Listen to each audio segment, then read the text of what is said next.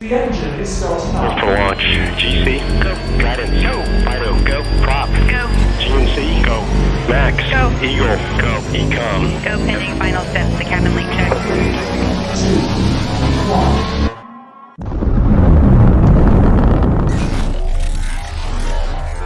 Is there anyone here that would like to communicate with us? Can you give us a sign?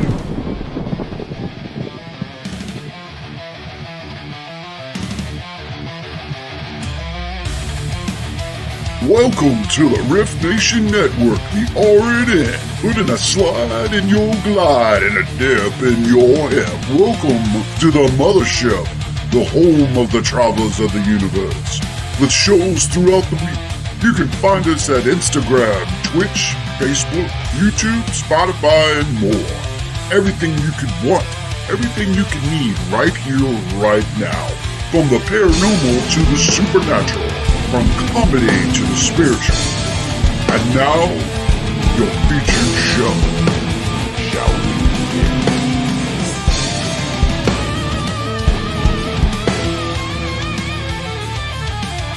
It's showtime, folks! Podcast may contain material that some listeners may find sensitive, offensive, or disturbing. We strive to create respectful and informative content, but topics discussed may include mature themes such as violence, explicit language, or controversial subjects, triggering content including discussions related to mental health, trauma, or other sensitive issues, explicit language. Occasionally, our guests or hosts may use strong language. While we aim to handle these topics with care and empathy, we encourage listeners to exercise discretion. If you find any content distressing, consider skipping or seeking support. Remember that this podcast is not a substitute for professional advice. If you need assistance, please consult a qualified expert.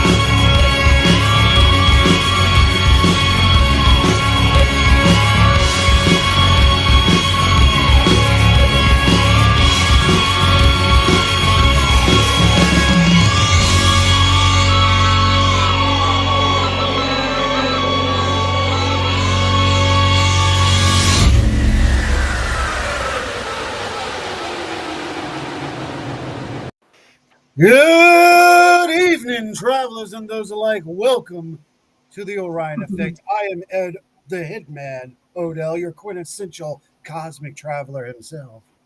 And I am Rhonda Harris.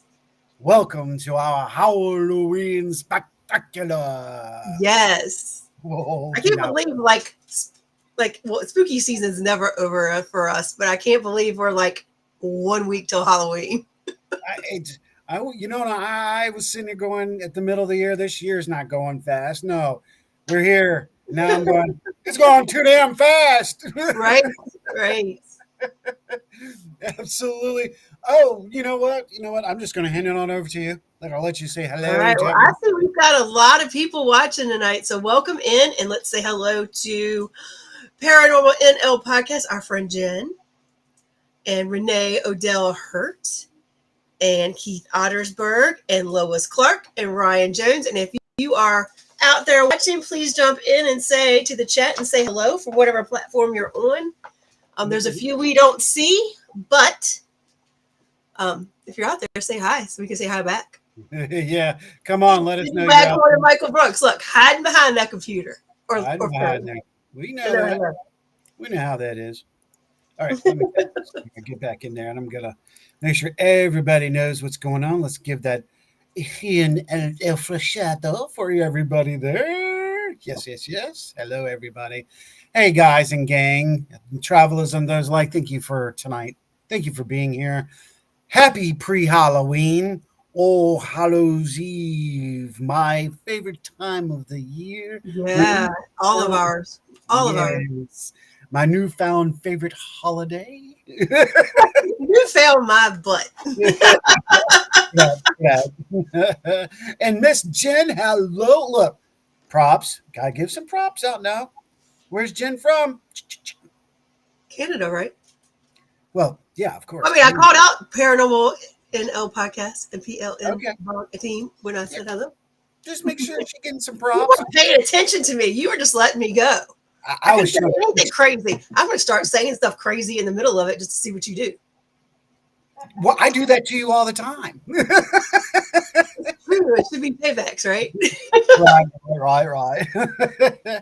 To all of you, thank you for being here. Oh, the other half of the Frog Brothers is here. I'll let you say what he say. Hello, everyone from the bunker in Bon Air, Virginia, and Rebecca Rose, who had awesome show with James Bartlett. Hello to everyone in the RNN family.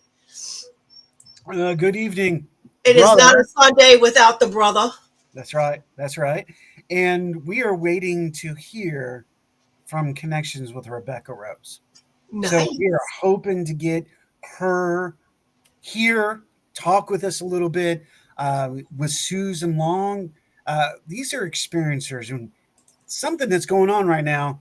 Not a lot of people are into the sci-fi. They're either saying it's bullshit or not. But I don't know. We're going to find out. You get to make your own opinion here in the future.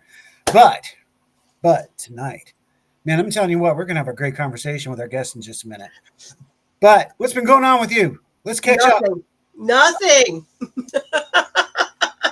Nothing. I really have been laying low. We had, I had an event for a birthday party on Friday night, and then Saturday the team headed out to Bowman Distillery. I have been feeling, for once I listened to myself before I ended up sick as a dog again, and I've just been feeling run down for about a week, like run down, Right. tired, and I was like, you know what, I'm not. I had a bunch of stuff to do yesterday. I think me and the lady, by the time I quit making dump runs to Henrico County Dump in Virginia, she and I were on a first name basis. But I got a few things done, and then I literally was in my pajamas and relaxed by 7:30 last night. Nice. Yeah. Just it's usually our busy time of year, but Belgrove Plantation, where is our home location, they're doing a haunted hotel, so we're not investigating out there quite as much during that time because that's going on. So It's been a quiet month for me, and I've kind of enjoyed it. But we ramp back up. Starting in November, we got 2 more large investigations, and then we simmer down again till New Year's, after the New Year's. I don't know. The last 2 months have been, like you said, chilled. Yeah. Well, September was not chill for me at all. No, you're pretty much bald. I was a traveler for sure then. But yeah, right. But I feel like it's been a kind of a slow, in certain ways, a slow 6 weeks to 2 months. I've been on an too long vacation. Yeah. Right. But hey, Johnson & Johnson called, and that's awesome. That's good. I'm like, woo, major company, corporate. Yeah, let's do this. So I'm like that. And that all started this week. We've got a couple of locations we're talking with. So we're going to see what happens with that. I mean, the team's building up. We got a couple of team members that have hit the college scene. So, we got Constance in them. College. Props, But all in all, it's going really good. Really good. Props to Marty Siebel and all of those at That's Right. Ghost Hunts in GOS, you got to check it out. If you are in Virginia, if you're in the Shenandoah Valley, take the time. It's only $12, and you get one hell of an amazing tour of Stanton, Virginia. I know some of you are gonna be like, "It's spelled Staunton." We say Stanton. We don't care in Virginia how it's spelled. We leave that you go. All right. We don't care how it's spelled. That's not how you say it. That's right. That's right. So come on out, get a reservation. You'll enjoy it. Also, check out all the other ghost tours. There's many ghost tours. Sarah and I are taking a ghost tour this week. Was it this week? Yes. We got a ghost tour this week. Yes, Thursday. Woo-hoo-hoo. I'm excited about that. Oh, and then we have Paranormal Circuses coming to town. Oh, is it? That's cool. So, my tickly button's all over the place. So I'm like, Yeah, I saw that was here and I missed it. I definitely want to do the Paranormal Circus at some time. It's awesome. It's awesome. I've heard it's very scary, actually. It's got its moments, I'm sure. It wouldn't I'll be the interested to hear what you say about it.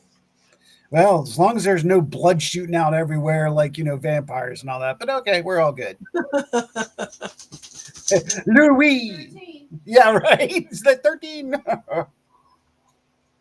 Well, I know we've got our guest waiting. I'm excited about bringing him on. I spent a little time speaking with him today.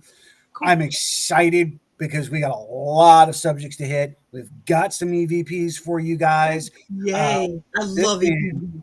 Oh, man, let me tell you what, we got some good stuff. He's got some really great ones. This man is a traveler. Hey, he's been all over the place. He's gotten some really good stuff. Let me jump in there. He hails from Raleigh, North Carolina. Oh, cool. Yep. He's the co-owner. Well, he's the owner and manager and director of Locust Gap Productions. He's also the owner and manager and director at This Journey Through the Past. He's the founder and director of Heritage Hunters Society and the owner-operator and Heritage Plumbing Company. Hey, that's pretty cool. There you go. That's really cool. Right up 85 from us. Not far at all. Yeah, not far at all. Not far at all. Well, our guest tonight is paranormal investigative researcher Michael LaChaina. As a child growing up on Long Island, New York, in the early 1970s, he had a huge love for ghost stories, spooky TV shows, movies, books, anything to do with the supernatural. Well, in 1978, Michael learned how to use the 2-track reel-to-reel deck. Whoa! Boy, that goes back. To get his first ghostly recording of a man yelling, screaming for help, like he was being murdered. This was captured with no microphone, only the recording deck plugged directly into the stereo receiver to use pure static. Oh, that's brilliant. Brilliant, Michael. Dr. Hans Halser experimented with many years prior. Fast forwarding to 47 years later, Michael is still reaching and experiencing his connections to the otherworldly spirits that are all around us. We know. My love for history and the paranormal go hand in hand, as he states. Ladies and gentlemen, boys and girls, all you travelers, welcome to the show on this Halloween special. Michael LaChaina in the house. Hello, everybody. Hey. Hi, how you doing? Ed, it's LaChaina. LaChaina. That sounds a little better. I had it right in the beginning. All up. How's everybody doing tonight? Good. Doing well. Hi, Rhonda. Nice to meet you. Nice to meet you, too. Woo! He needs to cheer up a little bit. He's a little too shy. Audience is in the house. Mike, how's things been? And we want to get that out there. We got some more travelers joining us as we're talking. That's great. If you got questions, etc., jump in, drop it out. Let us know. We've got you on board right now. There you go. We'll see you right here. So drop your questions, anything. Michelle Fairlong, hello. And we got, we'll see. Oh, Marty Marty's joined us. Whoop, whoop. Ghost of Stanton in the house. So, Marty is the best. Marty is the bomb. So, let's get this train moving. Let's party it on to Halloween. Mike, how I know you said that you were into the paranormal and you grew in, but how did it really happen? Because you like me, which is really kind of scary, started at such a younger age. What really grabbed your attention? Let's go for the beginning. Let's start there. Sure. Well, growing up as a young kid, I didn't have any experiences until I was around 14, and I started reading Hans Holzer books and was fascinated by him. And in one of the articles I read, he taught about how to record ghosts very simply, and just using a tape deck, cassette deck, and told me how to go through the steps and different things. And I did it, and could not believe what I captured. And this is way before CBs and cell phones and different things like that. So digital recorders, things like that. So, but that was 1978, and that really started me on the path all these years. That's amazing. I love that fact that you have that much experience in this field. Ron and I, we've been dabbling in it since we were teenagers. So we're looking at the 80s, but I think you got us for a little bit. And I like it when I come across people that have a little bit more experience, a little bit longer period of time in this, because then I get to learn from you guys. So, yeah, we all learn from each other. That's what it's all about. With that being said, let me ask you one question. Sure. And this is going to go out to all of you paranormal peeps out there. Some of you might get pissed off with what I'm about to ask. Some might not. But I'm going to ask Mike's opinion. Mike, do we know anything about the paranormal? Well, like I always say, the more you experience over the years, the more questions we have. And the longer you do it and the longer you capture evidence and different things, it just brings on more and more questions. So do we really know? Unless you've had an afterlife experience, which gives you a better insight into things. I don't know if we really do, but I think it's fascinating to search it and research it and experience and look at all the great people that you meet through this field. And that's what I love about it the most. I agree. That was an amazing answer, Mike. I could not agree with you more. Rhonda, do you have any questions? Let's jump in. Probe his brain, girl. Get in that brain. No, but I mean, I was going to say, I would have to agree with that. It's always questions. And right when I kind of get some theories, even about equipment and different things like that, that I feel like, yeah, I really like this. Something happens, or I read something, or I experience something that maybe goes, no, I don't know how I feel about that. So I'm finding like I evolve, my thoughts evolve, and then the questions just are multi-million the more you dive into it. Mm-hmm. Yeah. That completely. Yeah, I totally get that. I agree with you. Yeah. And I'm not a big person that uses a lot of these different toys that are out there and all these different meters and gadgets. And I like audio, video, photography, personal experiences. That's what I like to bank on. Yeah. I mean, there's nothing better than a good EVP. I'm sorry. There's nothing that tops that.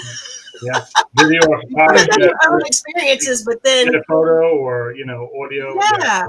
I love it. Yeah, I mean, other than your own experiences, but then those are yours, right? That's right.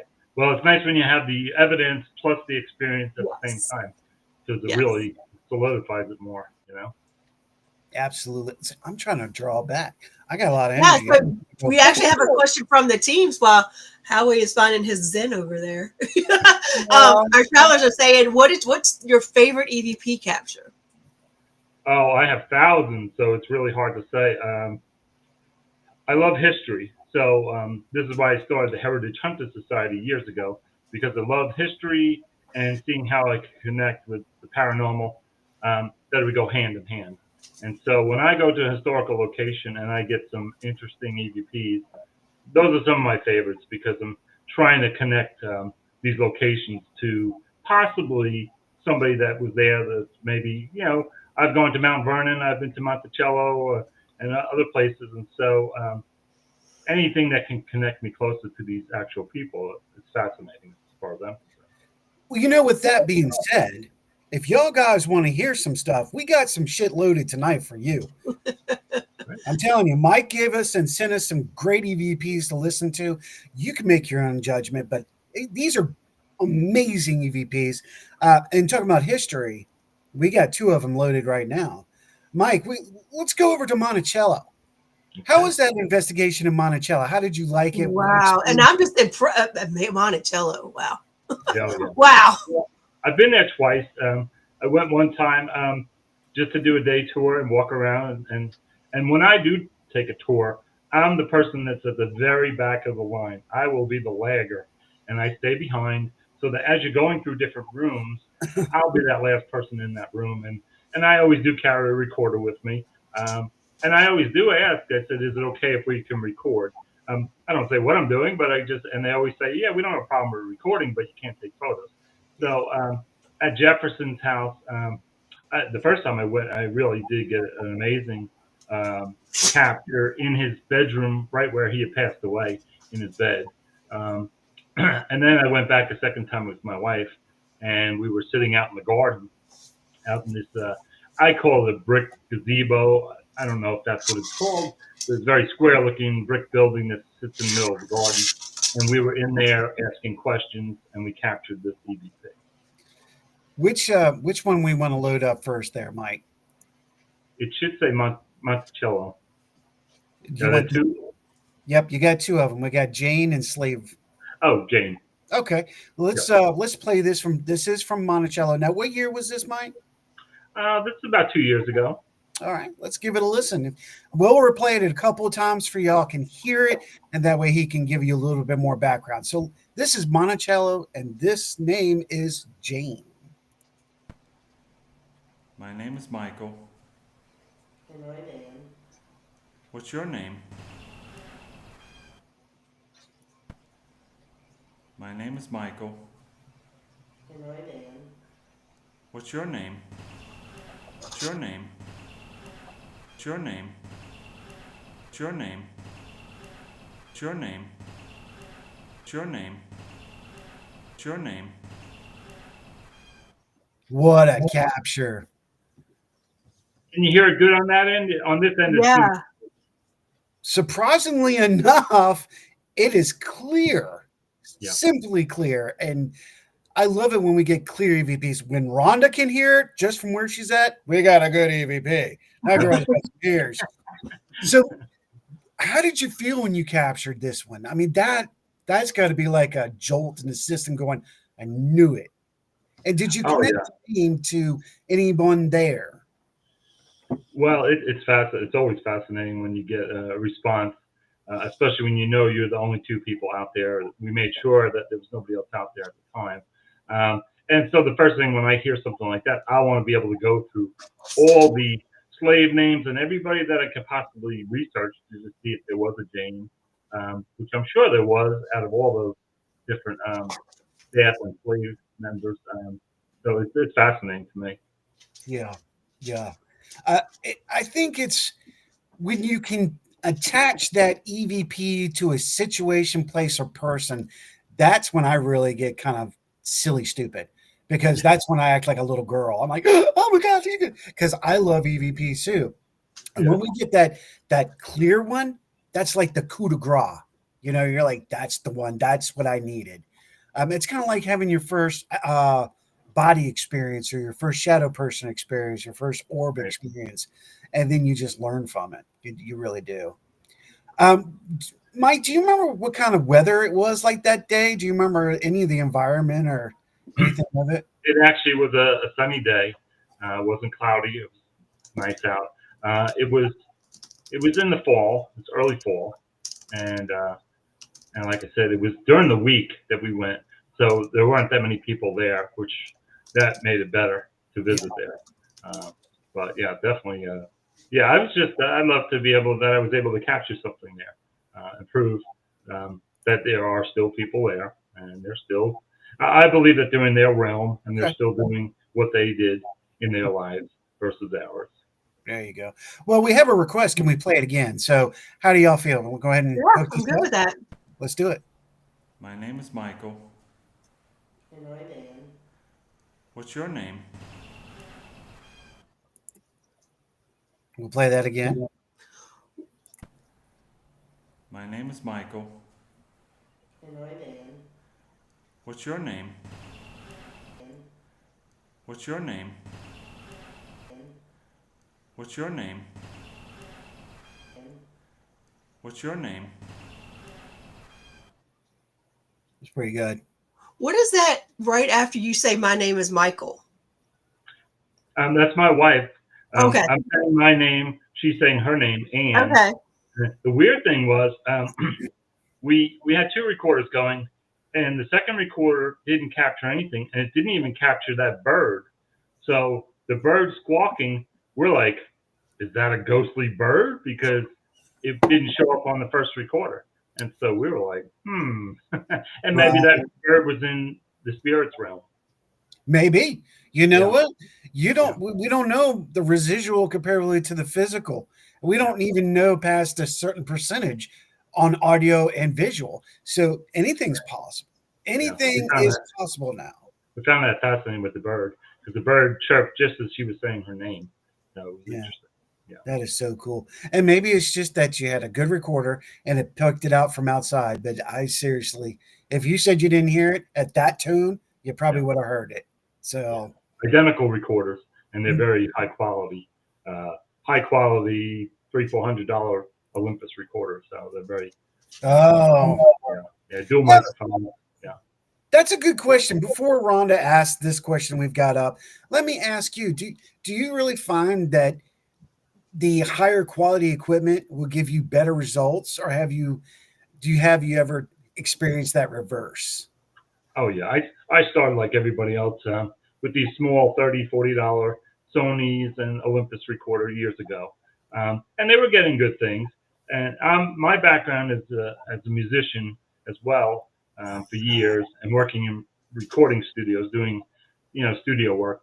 So when I started capturing EVPs years ago, I said, all right, I'm jumping up to the more high-end stuff that records symphonies and different things, more high quality. And I use this one recorder that I've taken with me all around the world, and it captures things that I cannot believe that it's captured. So high quality is definitely better if you're really into EVPs. Spend the money. Yeah, there you are. So Rhonda and I are both musicians, so I know exactly what you're talking about when you're looking for that tone and that noise. And I think, would you guys agree with me that sometimes that the musicians have a better opportunity to hear the EVP over most because we're tuned to that? Do you think that plays into anything? I'll ask you both on that one. Yeah, I agree. Yes, definitely. We're so used to studying chords and structure and different things like that. And so maybe that helps us a little bit more with the audio. You know what it does? It does help me separate. And Rhonda, I don't know, I think you and I have talked about this before. It helps us with that EVP when we have the earpiece in, separate those that are in the room comparatively to something that's not there. Yeah. Because we are working with the decimals and we do have that better grasp on noise and noise pollution. I'll go with that. I do feel like I do much better if I have earplugs or something like that. And you'll see me even with these, I close my eyes. It's like I can't have older things going when I'm trying to listen to an EVP. Rhonda, you want to ask Michelle's question right now? there? Yeah. Michelle Wolfong, have you ever been frightened while investigating? For me? Yes. Not really, because I've been doing this for so many years now that to me, it's, as my wife says, it's an obsession. So, so most obsessions, you very rarely scared. I mean, I've been down the catacombs of Paris with 6 million skulls and hanging and wanted to stay there from the time they opened to the time they closed. So, no, I've never really been scared in all these years. We're gonna come back. Startled. How about startled a little bit? Yeah, when you know, as in paranormal investigators, you know that when you least expect something, that's usually when something happens. And so, yeah, something goes flying across the room, or apparition steps right in front of your face, which I've had that happen. Yeah, that'll stop your heart. But other than that, which I did in Gettysburg, I actually had a apparition on the trail by the Zax Bridge, step right in front of me, right here, for a split second. And he was covered in burlap, and I couldn't see his. I could tell that he was 5'2" by the height of him, and for a split second he was right in front of me, and he was covered in burlap, like rotted burlap that was like falling apart. So that was interesting. Now we got to come back to Paris, and now we got to come back to Gettysburg at the end. Just keep that in man, because Paris, love that. Yeah, no kidding. Yeah, that's like two major places that Paris I always wanted to go to. Gettysburg I've been, but I can't get enough. Oh yeah. Yeah, Gettysburg has that energy where it is. It's so somber, yet amazing, yet magical, yet like I hate to even use the term magical in there, but there's just something about it. You know what? I felt the same. You can say that. You can say magical. There is just something like you feel all the feels there, but there's just something really, really magical about Gettysburg. I think I've been there 11 times, and every time I've gone, I've had all kinds of experiences and captured some amazing things. Even the Jenny Wade house, first time I ever went to visit. And, you were talking about going on ghost tours. Well, and this is great for people starting out. Go on those little inexpensive ghost tours, because sometimes you'll capture some amazing things on these tours. And the first time I went to the Jenny Wade house, we were in there. I took the $7 tour during the day, and we were in there, and we went into the sister's room where the sister had her baby and was in there, and Jenny was helping her. And the first shot I took was of my buddy next to this mirror that was next to the bed. And in that photograph, I have a woman coming out of the mirror, and captured the photo. And so that'll be in my Gettysburg episode, which is coming up this next month. I should be capture a lot of things there. Yeah. I should have had a tablet in front of me, because you keep giving me more and more to ask and talk to you about. Because now you've talked about mirrors, and I'm like, we've got EVPs this time. Next time he needs to give us pictures. You'll have to watch the documentary, so you'll see it there. But mirrors, I've always been fascinated with mirrors, and psychomanthiums. I do believe in that. So what is your take on mirrors and psychomanium? What do you think is going? What do you think? I do believe, and some people are totally for this, and some people are against it, but I do believe that somehow, and I can't give you the answer, spirits can be on the other side of that mirror looking out at us. And I've experienced that with several photos where I've captured different people, and these are not reflections of somebody in the room, but these are actually in the mirror looking out at us. So I'm fascinated with it. Mirrors go way back to the ancient Roman times, and so I find it very fascinating. Yeah, I've recently really been shifting my tools into psychomanium and mirror scrying. So I was really curious to see. Scrying is a big thing. Yeah, psychomanthium, scrying. I'm fascinated with that. But I do believe in experimenting with it and like kicking it up a little bit by setting up different cameras into these mirrors as you're doing a session. Like, do a full spectrum camera, do a regular camera, do an IR camera, and then see what you capture and see if any of those cameras will actually capture something. So take it to that next step, Yep. Makes sense. Definitely makes sense. Well, let's stay in Virginia for a little bit. Let's stay in Virginia, because I know there's one more we got to go back. Now, before I play this, did you get a chance to go to Mitchie's Tavern while you were there? No, I didn't. You mean at Monticello? Yeah. The day we actually went, they were closed. We don't know why, but they were closed that day. But I was looking forward to going to it. So I'll have to go back on my next visit. I do love going there. So Got you. I love going in the fall. That's the best Yeah. time to go as far as I'm concerned. It's beautiful here right now. It is absolutely stunning. I will say that the fall colors are busting out right now. So It took them forever, but then all of a sudden it's like, bam, they're here. yeah, they're here and being in How the far are you shade. from? Are you from that? Are you closer to Stanton or are you closer to Charlottesville? Charlottesville for me. Oh, nice. I love Charlottesville. Yeah. Yeah, I'm an hour from Charlottesville, 45 Oh, minutes to an hour. I'm closer to Stanton. Have you ever gone to the Walton's Mountain Museum? Come on, man. Of course. Heck yeah. We went. We loved it. We were in our glory, and we were able to actually go into Ed Hammer's house, alone when nobody was there. And so I actually did investigate while I was there. Did you really? in his home? Yeah. We grew up with the Walton show, and so when we saw it was there, we said we gotta go to Schuyler. Wasn't it great to be able to not only walk into what you read and saw on TV, but actually history were there too? It's like you could put the two together. Rhonda, have you ever been here?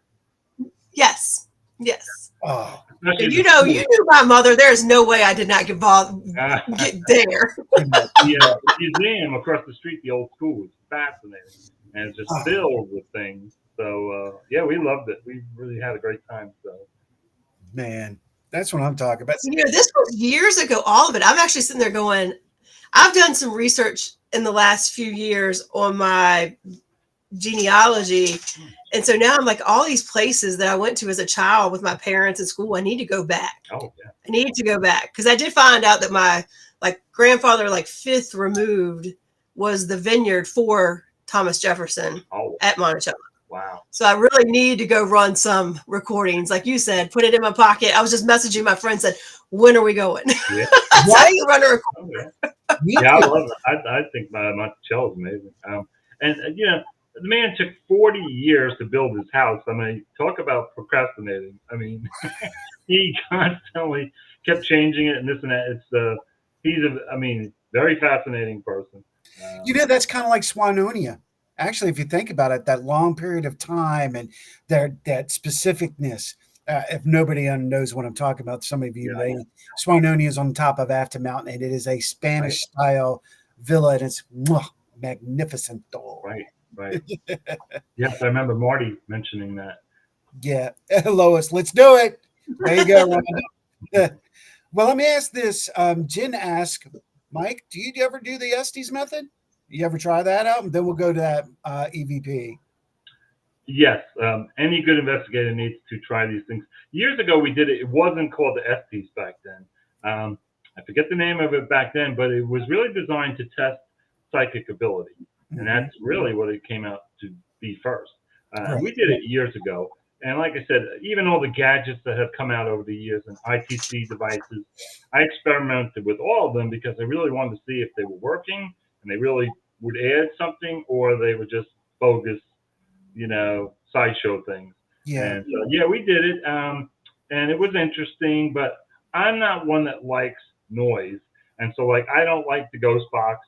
And I didn't like when I was listening with the headset on and hearing the static noise. And for me, I couldn't hear any of the voices and this and that. And the problem with me is I love EVPs and I want a crystal clear, quiet EVP. So all that other stuff to me is noise and distraction. And I want the simplest and best way to a high quality record. So you stick to that golden rule. If there's doubt, throw it out. Exactly. Gotcha. Yeah. And I find it very entertaining that all these younger folks they're all now just finding this and they think it's amazing. I'm like, it's a distraction. And even I'm an older seasoned investigator, so time is very valuable and I don't waste any time on investigation. So I don't want to sit there and waste my time doing these little experiments and things like that. I rather just get in there and do what I know is successful and capture what I need to capture and move on. There you go.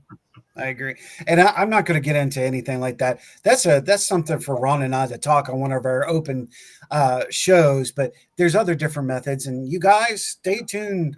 Next year, we are going to be talking about methods and open show when Ron and I have that open mic night. So, But see, you've got me wanting to go look back and do some research because I've done the Estes method and I always struggled with it.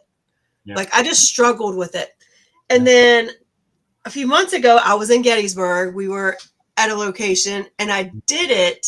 It's just funny you said it tests your for psychic abilities because I was hearing things, but I was more seeing visual images of things happening.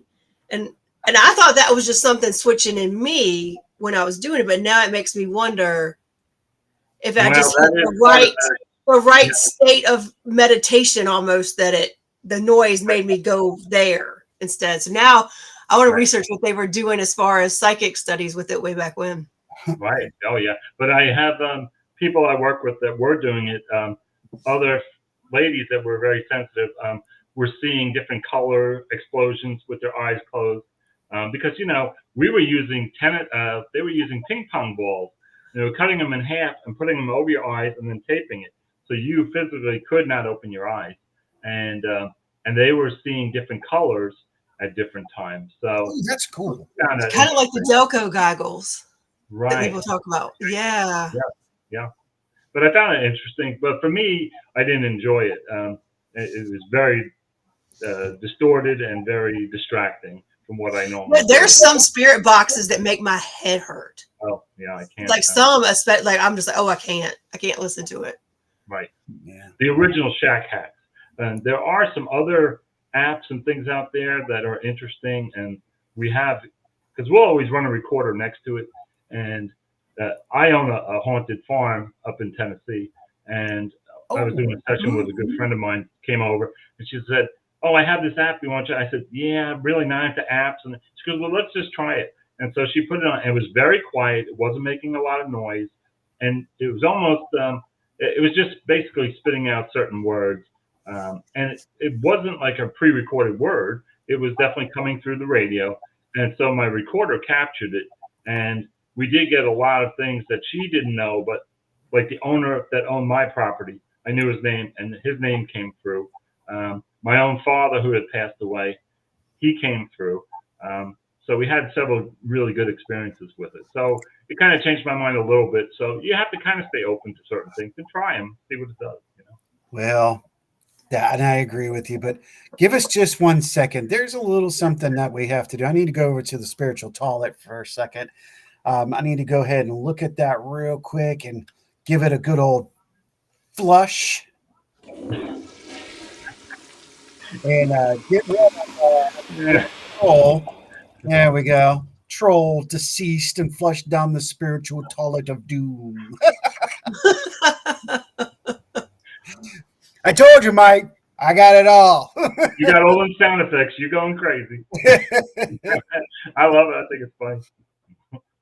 So before we get any further, because I want to make sure we get these in, let's go back to Monticello.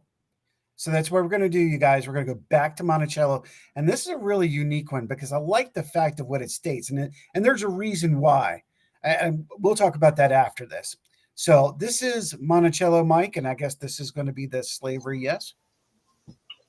Okay, yeah. All right. We were sitting in that same Really room at the time. Okay. about slavery. Let me do it again. I'm going to turn it up. It really is sad. Yeah, you can bump it up. Yeah. It really is sad about slavery. Oh, come on. It's going too It fast. really is sad about slavery. About slavery. About slavery. About slavery. About slavery. It is a little harder to hear this one, I will say. It really is sad about slavery.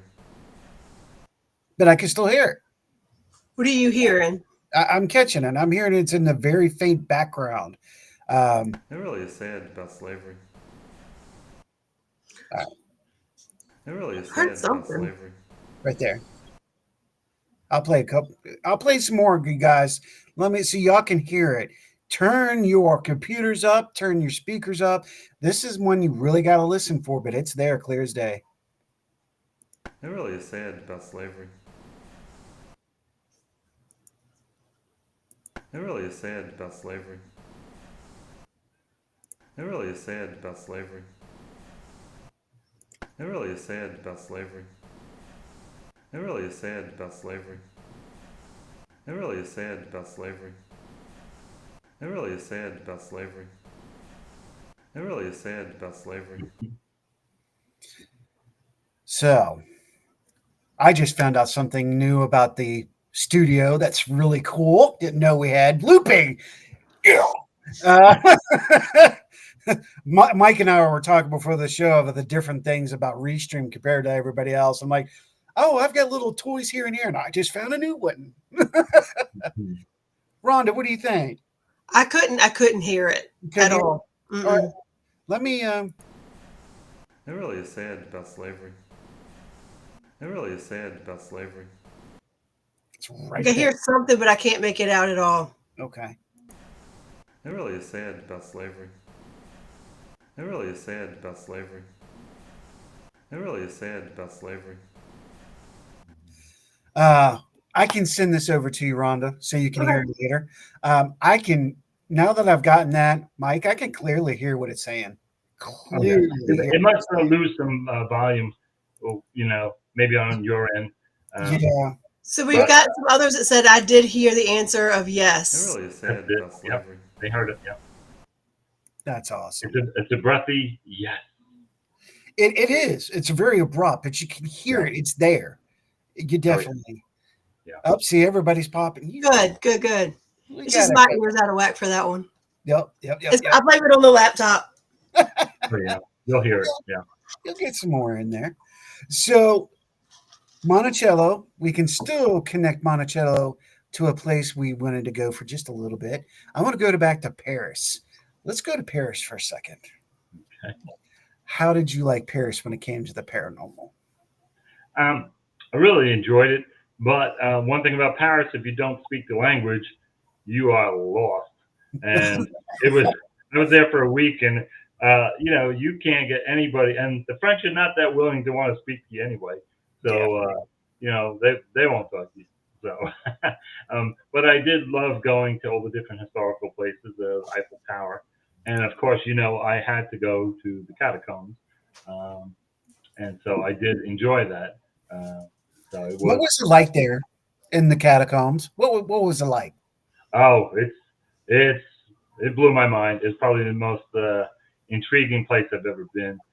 It's about 90 feet down. You have to go down a tiny spiral staircase to get down into it. Now the catacombs go for miles and miles, and what they do is they will section off certain areas for tours per month, so you can't go in there and get lost.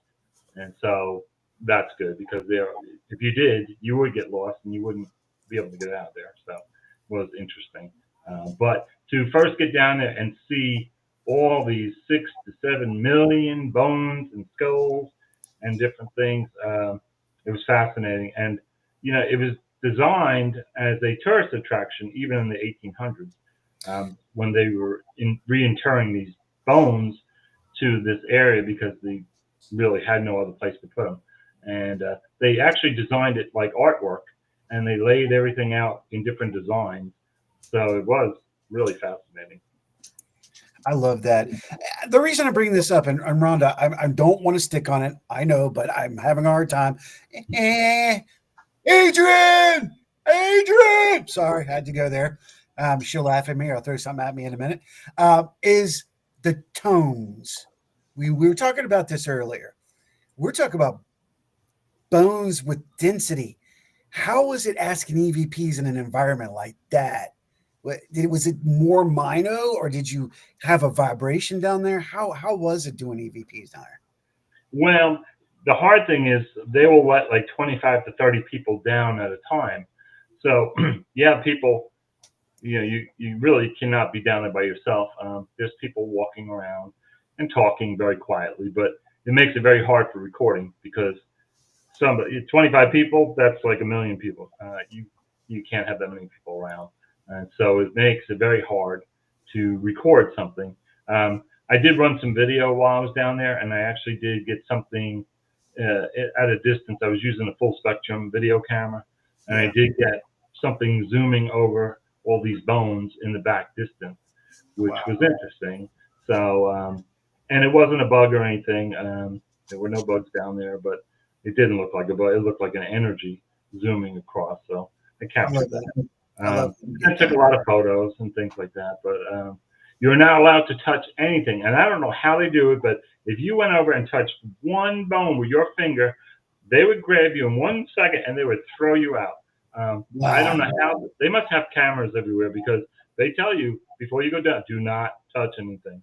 And if you do, they yank you. They go right down. They pull you right out and they throw you out on the street. Well, you know what? I'm going to say it like this. Let's look at it scientifically just for a second, then we'll move on. I know, Sharonda, I'm sorry. No, you're fine. But let's look at it scientifically.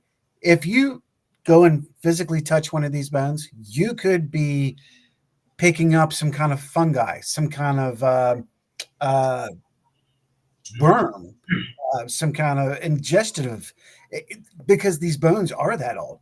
And, you know, you're not wearing a hazmat suit, for God's sake. Yeah. So these bones are how long? And they're going to be carrying what kind of even diseases? Yeah. So I kind of understand that. Plus, our oil on our hands, touching those bones could break them down. I get that too. Yeah. Absolutely. I want to say this real quick. Adrian, she's on, Adrian Clayton from Things Network. So she's from another network associated with us, and we want to give mad props to Things Network, and thank you for being here.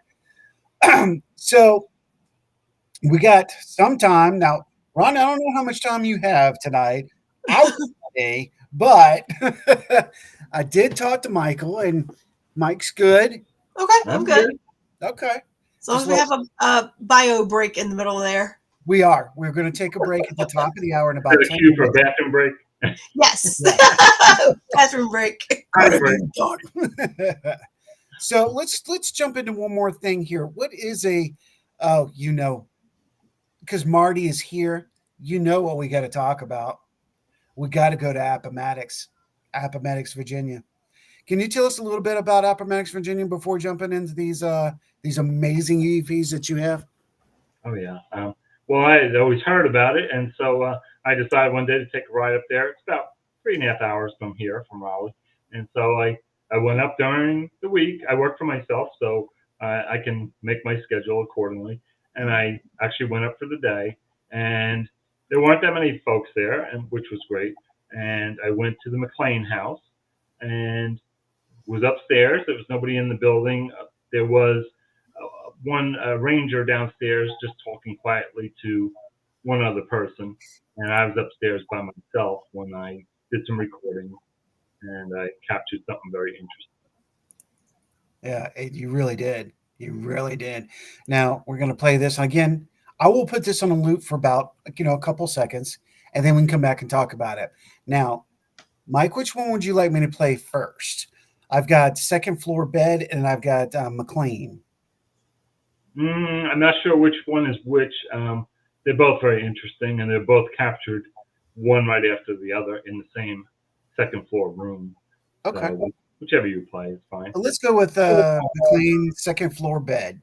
Let's play that. And this is Appomattox, Virginia. This is where the Civil War ended, folks. So that's where we are. And this is now, which house was this again? This is the McLean house, which was this was not planned, and they just wound up there, and so it wasn't even the courthouse, which is up the street a little bit, but it is on the property with the Appomattox courthouse. Wow. So it's the McLean house, and they just went into the parlor, and that's where they sat down. They signed the treaty, but I was upstairs in the second floor bedroom. Nice. Let's play that now. Anybody up here with me? Is any spirit still here?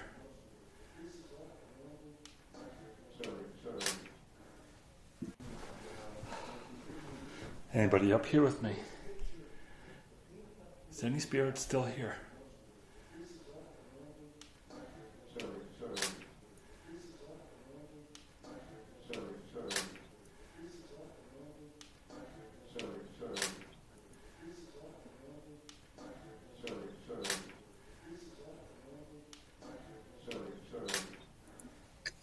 That's amazing. Now I know what I think I'm hearing. Now, and I'm not gonna lead on anybody on this. What did you feel when you heard this? Because that, wow.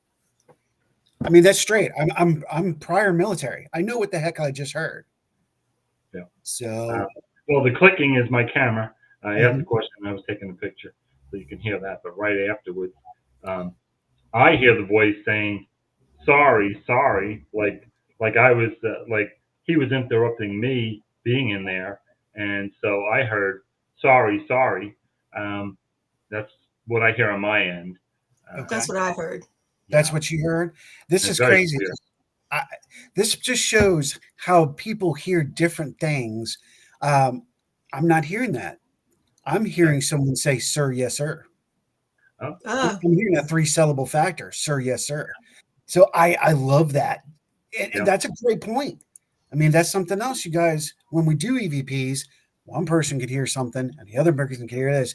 But as long as you can kind of put them both together, you know, basically kind of what you're saying. yeah. I tell you what, let's play that one more time. Anybody up here with me?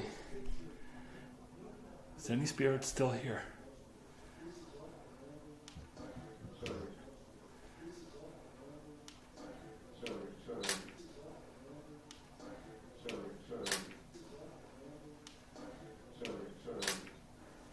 So I mean, that's still a class A. I don't yeah. care what you're hearing. It is clearly saying yes. Now, however you look at it. Yeah. Wow. You know, to And catch that MVP there. definitely on the lower end on playing it through this system. Because when I review it, it's super loud. So, but it's also my original recording. So I don't know if things, when you email things and different things, sometimes it loses some of its qualities, Right. possibly some of the volume. Mhm. And I don't know, maybe you hear it better on your end. Um, I'm not sure, but Yeah. It's just still. different. I mean, because Rhonda's hearing it, I'm hearing something different, but I'm There's prone. definitely something there. Yes. Oh, yeah. That's For all that sure. Sorry, matters. sorry. That's what I hear. Sorry, sorry. There you That's go. what I heard. Sorry, sorry. He was sorry, like I was in, like he was he felt maybe he was Right. interrupting something I was doing, and he was being apologetic.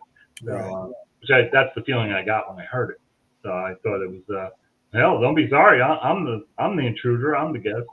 So Exactly. Exactly. Well, we got another EVP that's from Appomattox.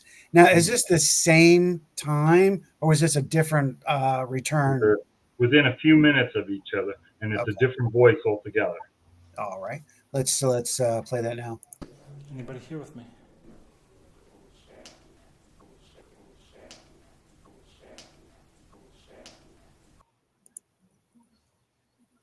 That's interesting. Now, Mike, I don't know how to ask this question. It sounds like it's caught in a loop with your click. Anybody here with me?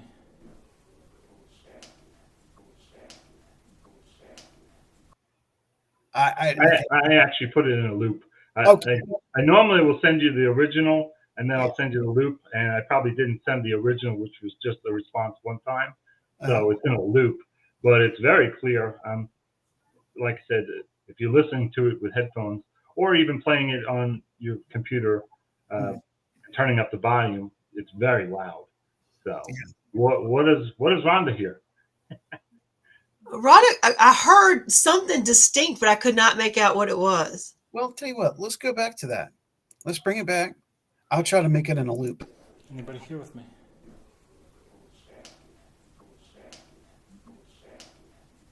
Anybody here with me?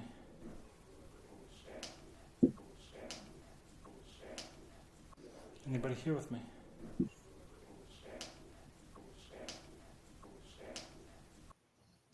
That's very interesting. And he has a real southern Is it accent as a well. name? Is it Sam or Stab or I can't make it out. Yep, you're close. Okay. Yeah, definitely. If you can listen privately with headphones. Yeah, definitely. What it's saying is, "I'm going to stab you." Oh, okay. I couldn't tell if it was Sam, and then I was like, Stab. I'm going to so stab you you. got it. I'm gonna Way to stab go, you. Lynn. Yeah, I'm going to Okay, stab you. way to go. That's interesting. I love that. I love that EVP. Interesting. Well, we did perfect. I mean, we hit Appomattox right here at the top of the hour. Yep. Damn, we're good. Good job. Good job. Thank you. Thank you. I'll tell you what we're going to do now is that we're going to take about a 7-minute break. It might be a little shorter. So if we get back on before you back, don't sweat it. We'll take our time talking. But, we can give you guys the time to take a break, go get something to drink, go use the potty, what you need to do. And when we get back, we're going to jump right back in with our good friend Mike here. We're going to talk some more about Halloween paranormal. We'll see you in just a few minutes. Awesome.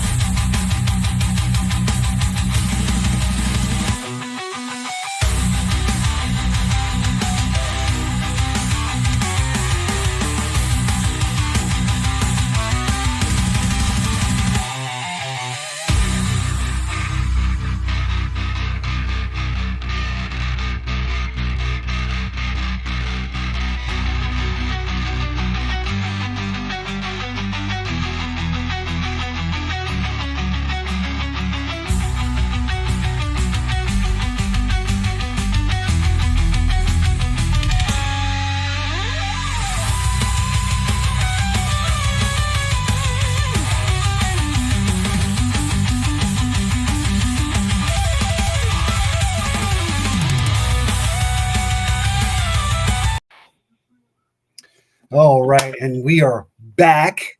I told y'all we'd be made a little quick. We do the promotion videos, but that's okay. We're good back. And those who just tuning in to the Orion Effect, I'm Ed, the Hitman Odell, I'm Rhonda Harris. and this is the Orion Effect. We have a special guest with us tonight. Name is, you know what? Now you got me all paranoid because I got a bad problem with last name. Michael LaChaina. Just call me Michael Smith. There you go. Michael LaChaina. LaChaina. And see, it comes off easy, but I look at it and go, LaShauna, what the hell? Anyway, that's an embarrassing moment. Okay. But no, we've had a great discussion the first hour about Mike's experiences, the paranormal in general.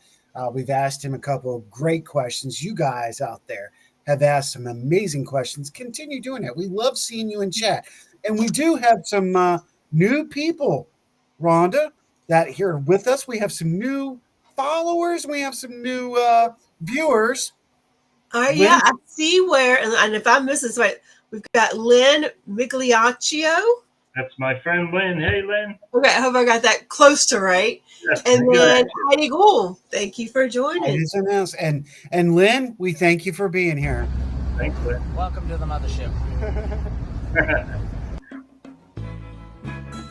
Oh, it must be good tonight. Robert's still hanging out with us. Yeah, there you go. Sue Edon, nice. Thank you for joining us. There it is. Yes. Oh, hey, Sue. Welcome, welcome, welcome. Love it. The skeletons of millions of people under the city. That's right. That's right. Gotta love that one. Mm. So, and thanks, Robert. Robert says, awesome stuff. I'm still here. You're right, Ronnie. He's hanging in there. I know. Miss Heidi, we thank you. And Heidi drops in and says, hello, I'm late, still out and about wanting to get home in my safe zone. Ha ha ha. Much from the. I know it's very people-y out there. Get home safe. Yeah, very people-y. So on the first hour, we talked about Paris. We went to Appomattox, Virginia. We've been to Monticello, Virginia. What about some of the other EVPs here? Mike, which one do you want to talk about?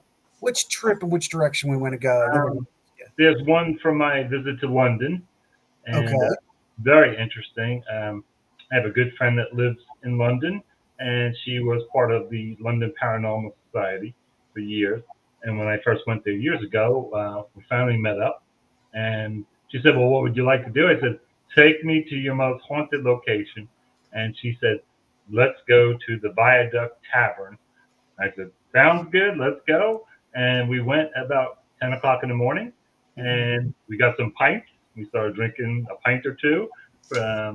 And as we were sitting there enjoying them, the manager came over and asked us how we liked our pints and all. And we got to talking, and we told him what we did. And he goes, oh, wow, interesting. He goes, wouldn't you like to have a tour of the entire building? I said, absolutely.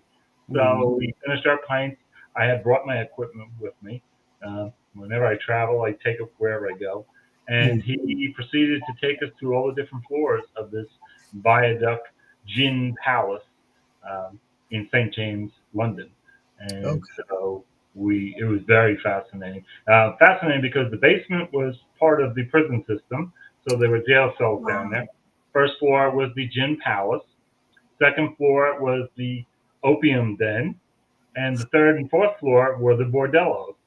So it was a hell of a You had a whole landscape of different things. A whole 3 point of sin. That was a whole smorgasbord of sin. Club Med of the day, you know.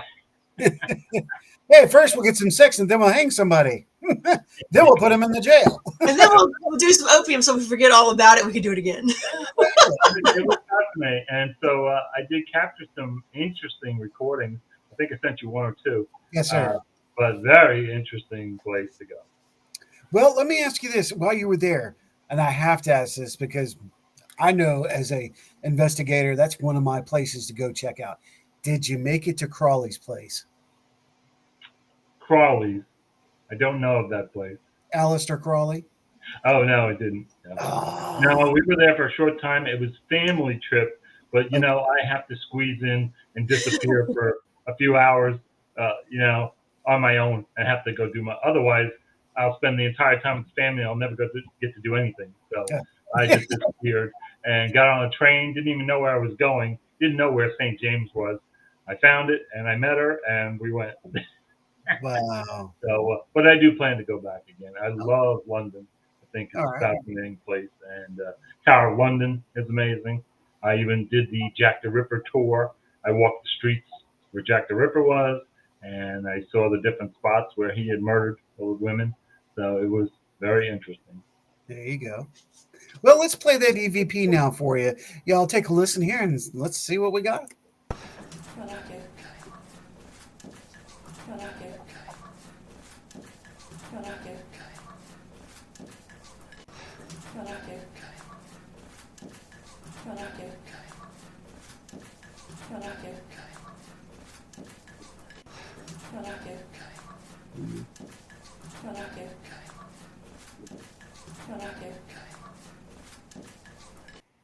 Now, I hear that you put that in a loop. Right.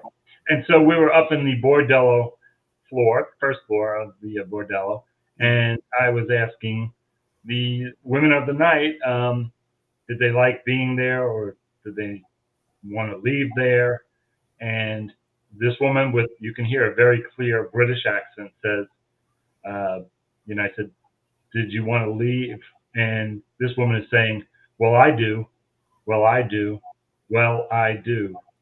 And so she's I saying heard that, I want to, but I will. That makes more sense. I was like, yeah, well, I do. well, I Yeah. do. Yeah. But she's speaking very fast too. And Yeah, I didn't yeah. slow it down. That's the original clip. So, but you can hear the accent very Yeah. clear. Clearly can hear the accent. That's Which I love when you go to a different country and you get these accents. It's, yes. it really just adds to it, So. That's why I've said this and I've been saying it since I've been investigating. Why are we not getting more accents like when in Shenandoah Valley?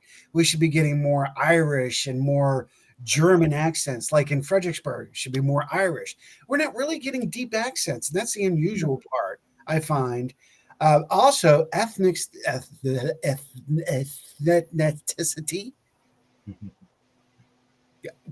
Got that out. Um, very rare do you get, and we've talked about this on the show before, an EVP from like an indigenous slave, indigenous servant. Even it doesn't matter if it's color wise; they're all servants or been slaves. We don't get that interaction. We don't hear that a lot. See, I have at Belgrove. We have. I've heard a lot of the real long drawl. Like we had a child we were working with, and he would like when he would say yes, it was like yeah, yeah.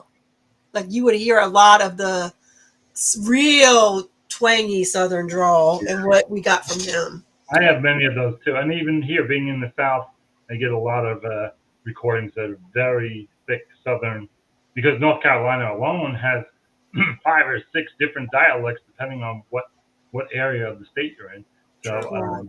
So we have gotten a lot of those things. But it is nice to go when you go to Europe and you're in England where everybody has an accent.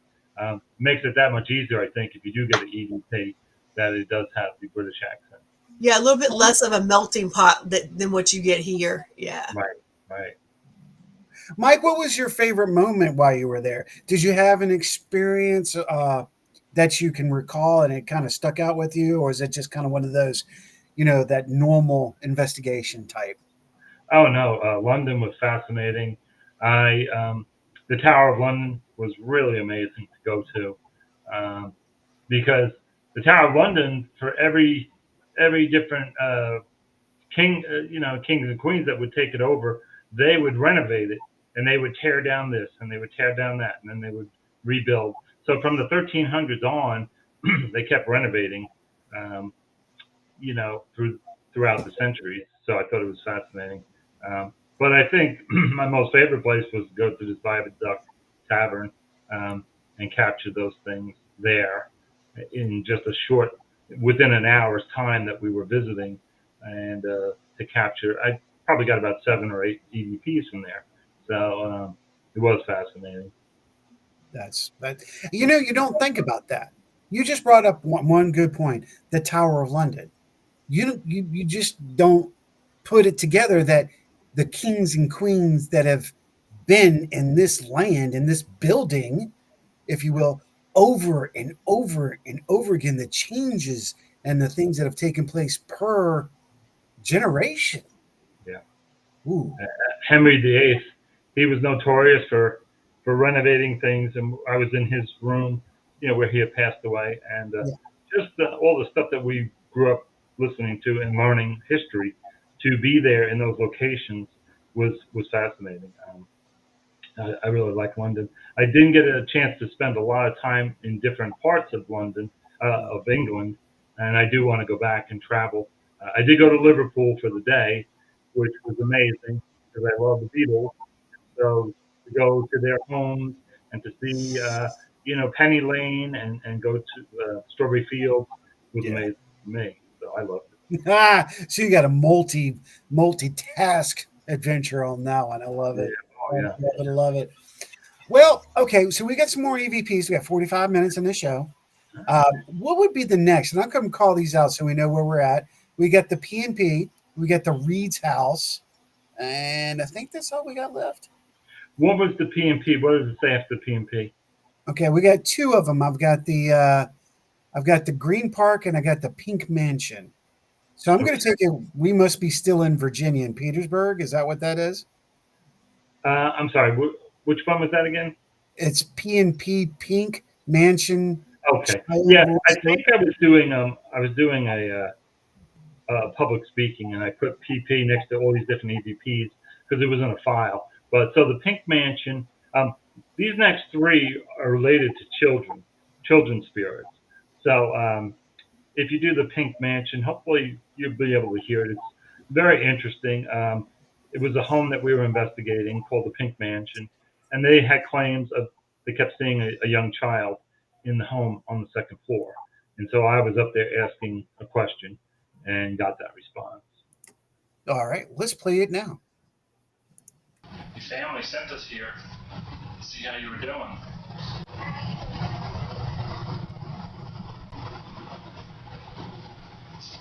Your family sent us here to see how you were doing.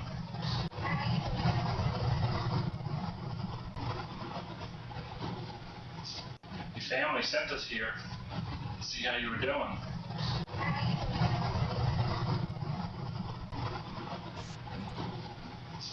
Your family sent us here to see how you were doing.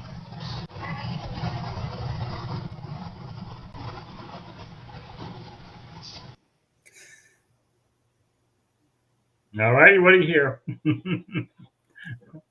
Wow. Okay, there's certain places that I've been that distinctively children's voice at their tone. One of the places in Powhatan, which where we were researching, and that's where we started, it was very dominant. I can clearly hear the child in this. Now, because of the white noise and the static, I'm having a hard time hearing what they're saying because I do need that thing in my ear, if you will. Mhm. It's clearly there. Yeah. I heard all right something. Yeah. So what it's saying, I'm asking the question, and I'm not one that likes to keep asking this, what's your name? Right. What year is it? I get really tired with that. And I don't like to ask a lot of questions with spirits. So when I do, I want to ask something different. And so my question was, can you give us a message that we can play for your family? So we would let them know that you're all right. Mhm. So basically I was talking about the parents, and she said, I don't see them. I don't see them. That's what she was saying. Okay. Now, PCU, I understand what you're saying, and probably for us just to hear it, I would agree. But this is probably as pure grade because we don't like to mess with EVPs much because it, like Mike and I and Rhonda were talking, it does break the EVP down. It does break the recording down. But I completely understand. You can run it through Audacity and maybe clear it up a little bit, but that would be on you. That's one thing I would say to anybody. That's And you. this was already run through Audacity. So it's as clear as, and I like to keep it in raw form, but you have to remember on my end, it's super loud. So Right. I do believe, and I do a lot of shows where I send EVPs, and sometimes it loses its volume. It through does. trans- It does. It does. And you can only control the volume so much to kick it up as high as you can. So anybody that's listening to these, please, if you can, take them and see if you can put them on your system and play them because they're originally very loud. So so take a listen to that again now that you know what she's saying. Sure. And she's saying, I don't see them. All right, let's drop that again. I'll do 4 runs. Your family sent us here to see how you were doing.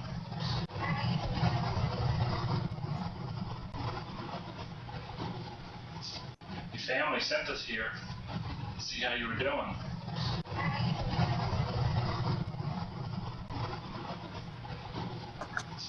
Your family sent us here to see how you were doing.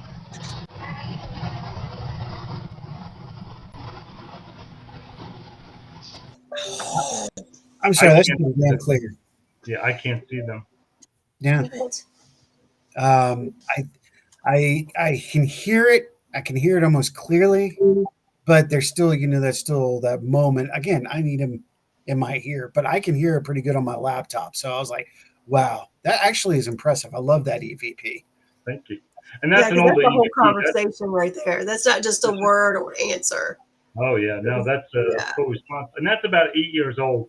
And over time, the EVPs do Yeah, kind of disintegrate a little bit, and there's they nothing we do. can do. I mean, we can't go back and record them. It's So just like a formatted hard drive. It breaks down and it just loses certain content. Yeah, exactly. yeah, I agree. yeah, Yeah, absolutely, right. 100%. So, but yeah, I was very impressed with that. That house was very interesting because there was a family living there, and there was a daughter that was 16 or 17, and something was choking her at night while she slept in her bed. And when I get those claims, of course I'm concerned, but I need to have some kind of proof that I can find through the investigating. And so we always ask the families to leave when we do investigate. And so I was in that room towards the end of the night, and I didn't even say anything. I was just setting up the recorder, and I sat quietly, and all of a sudden you heard this really evil voice say, "Hack," said the word hack, and it was very loud, and it was directed at me. And I was like, and so it scared me, but not because I'm scared of what I heard. It scared me because I was like, oh my God, this girl was not lying. She was not fabricating it. And this evil thing, whatever was in there, was probably choking her. Yeah, And that'll make just by hearing this evil voice, and for him to say that to me, like almost like he wanted to hack me, or he was calling me a hack. Maybe he knows me well. I'm a hack.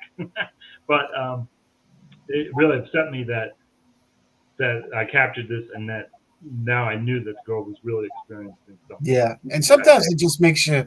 Sometimes it just makes you. So, yep, she's still running around. Yeah. Rhonda's like, we have What that. just happened? Yes, we have that wave. As we progress, you guys will. But yeah, that was an interesting case. Yeah, that was a really great. And I think not only interesting, but I think that the capture itself is an amazing capture. Yeah, you let it go a little longer, and I love it when you splice longer because you get the whole format in there, not just the breakage of that. Yeah, you gotta give the spirits time to answer. I mean, so many people I see investigate don't have a clue, and they really. I wish they would leave our field, because if you can sit there and rattle off 10 questions at a time, you're never going to learn to pace yourself and be quiet and let the spirit speak. So, you have to really just. That's why I don't like to ask a lot of questions. When I do, I ask something different, and then I give it time and see what response I get. Yeah. It's important. Absolutely. You got to give it time. And I agree. There's some times that you'll do an EVP session and it's like, I don't know, I'm good. It's going to be editing. Some of you might get pissy with me. You know how I feel about it. This is the fact. You're doing an EVP session. There's someone, it doesn't matter how long they've been in and how professional they claim to be. There's always somebody that's got a freaking whisper. It's like, Or not crawl out their stomach or something of that nature. Passing gas. Well, I've eliminated that because I don't really work with more than one other person at a time. I used to have bigger groups and large groups, and I got rid of all that. I am done because I dealt with so much drama and people that you train them one way and then they just keep doing the same thing over and over. So I really just investigate by myself, 100% alone, or maybe one other really seasoned person that I know that's a very good, like someone like Marty, that's a very good investigator. That's kind of where I'm at. I don't have any interest in working with anybody that's not really experienced, because I don't have the time to waste anymore with whispers and burps and farts and all that. I just don't. And chattering, and it just, so it hurts the evidence. It really does. So, and I'm all about trying to capture the evidence. So. Exactly right with the chattering. Exactly right. So, all right. Well, we got that other EVP, Mike. You want me to go ahead and roll this? We can let the Yeah. people hear that. You want to play the one with the Green Park Inn? Yeah, we can play that. Okay. Just let me This know. one, this one's fascinating because this is also about children, and this proves to me that a spirit can actually read your mind because I sat in this beautiful old hotel that's in North Carolina mountains, very haunted, and so I was in the basement that used to be the ballroom, and I was sitting there quietly with my recorder on the table next to me, and I wasn't saying a word. And I was just thinking to myself, because I had brought my family there earlier that year just to go stay there to see. I had heard about the hotel, so we went to visit. And I had two young children at the time, and so I was just down there in this room, and in my mind, I was just thinking, God, this would be a great place for children for a game room. But it was I was just thinking in my mind, and this actually was recorded. Um, and I never asked the question. So Okay. you go ahead Well, and play that. let's go ahead and play that now, and then I've got some questions for you because you just hit on one of my theories. Let's bring that up.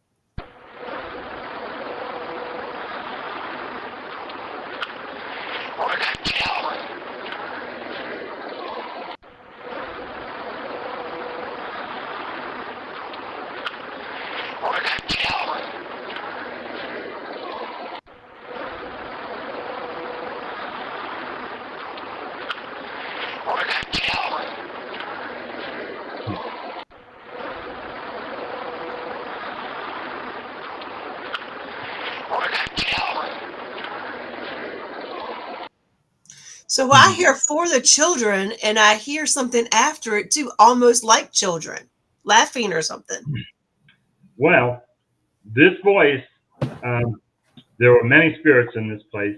And so this man must have been reading my mind about children. And he got pissed and he goes, "We're not children. We're not children." So he was mad that I was insinuating that he was a child. And I was just thinking in my head that, boy, this would be a great place for children to play down here. And we're not children. That's what he'd say. No, At the end of that, I swear I heard giggles. I swear I heard you did. giggles I too. swear I did. I hear giggles too. I did hear that. Play it Too. again so everybody can hear Yep. it. Well, real quick, Michelle is asking, where exactly was this again?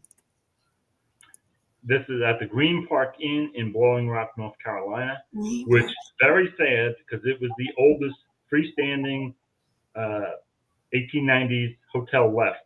And they started bulldozing it. These new owners bought it, and they want to make this brand new hotel and leave part of the original building and then add on to it, which was the most disgusting thing that we've seen in years. And that's what's happening to it now. It's all tore apart, and we're pissed. We're pissed that the owners sold it, and they knew what was going to happen to it. And it's sad because it's a beautiful haunted hotel.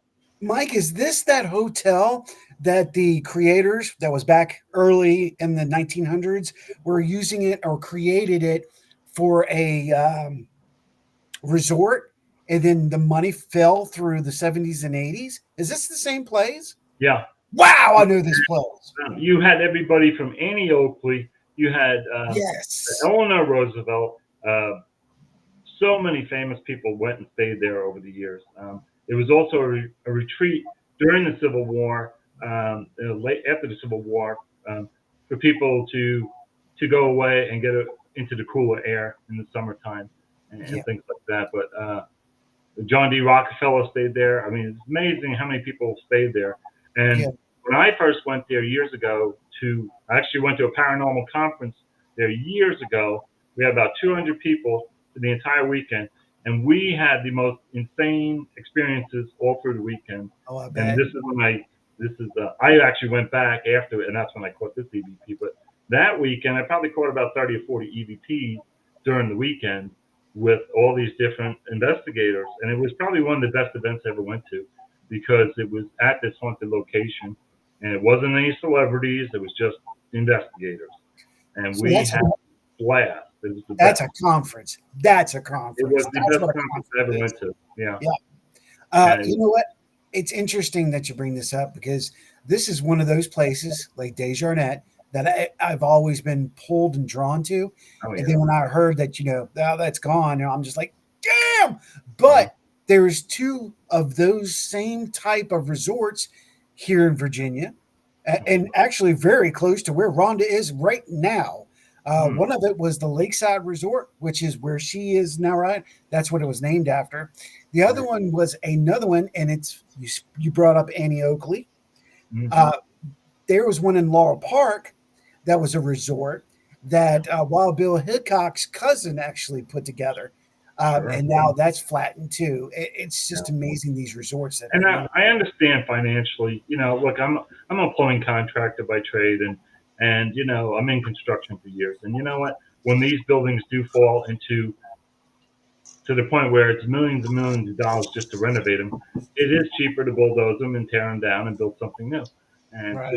especially with code violations and code changes, you have to increase everything. So I understand it, but this was the last standing stick building. And what was wild about this hotel was before it was built, it was actually a Civil War fort encampment that was right on the same spot. And so it was Stillman's raid, which was he had many different locations where he would set up encampments for prisoners. And so this hotel was built right on the location. When they took the fort down, they used a lot of the lumber and the bricks and the rocks from the fort to help build the hotel. And we do believe that we got a lot of paranormal activity from that. I actually got a soldier in the basement. I was in the basement where all the wood and the stone was, and I actually have a soldier saying his name was Michael Sumter. And I asked him if he was a soldier, and I got a yes. So, but I actually got him saying his name as well. So that's really a loss for the paranormal community. But believe me, we all tried to raise money because we wanted to buy it ourselves, and we knew it was a few $1,000,000. Like, we don't have that kind of money, and we were going to buy it and save it, and just use it for paranormal research and study, and a place to go away, and a place to have conferences, and we just could never do it. Okay. Too bad we couldn't find a beneficiary, when these things happen. I know exactly what you're saying. All right, let's play this and so y'all can hear this a little bit. And this is coming from Green Park Inn.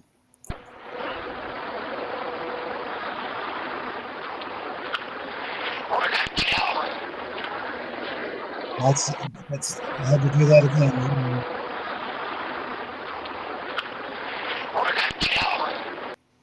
Now, I'm not sure why that's coming through because that's the only one I have. So, yeah, the Green Park Inn with the Not the Children. That's the only ones I have on that one. Yeah, that's the only one from the Green Park Inn. Okay, yeah, and it's also intriguing to me because I'm hearing something different too, and we could talk about that later. But sure, your brain can hear something totally different. Yeah, absolutely, absolutely. So definitely doesn't sound happy. It doesn't. It's mad. It's mad. It's mad. At all. Did sound very quite malevolent, if you will. Yeah. He was mad at me. I was calling him a child. He didn't like that. Yeah, exactly, Ken. He says, I know this place, didn't know the name, went to visit with ex-wife's family. There you go. Yep. Lynn's in there. She says, yes, I am. Michelle, amazing EVP evidence tonight. Oh, we have some good shit tonight, don't we? Rob hits up. I hope this never happens to Mary. Washington Hotel in Abington. I don't think it will, Ken. Yeah, I've been there. That's an amazing place. I love Martha Washington Inn. I actually know the librarian there, and she's there. They work hard to keep that place going. I would love to investigate it myself, Mike. I really would. PSU says, I think the best way to do EVPs is to find out the location after hearing the EVP. Well, there you go. Everybody has their techniques and ways. Yeah. Nobody's wrong. Nobody's wrong in this field because this field is still nano. We don't know shit. We're now starting to maybe understand what Tesla was saying.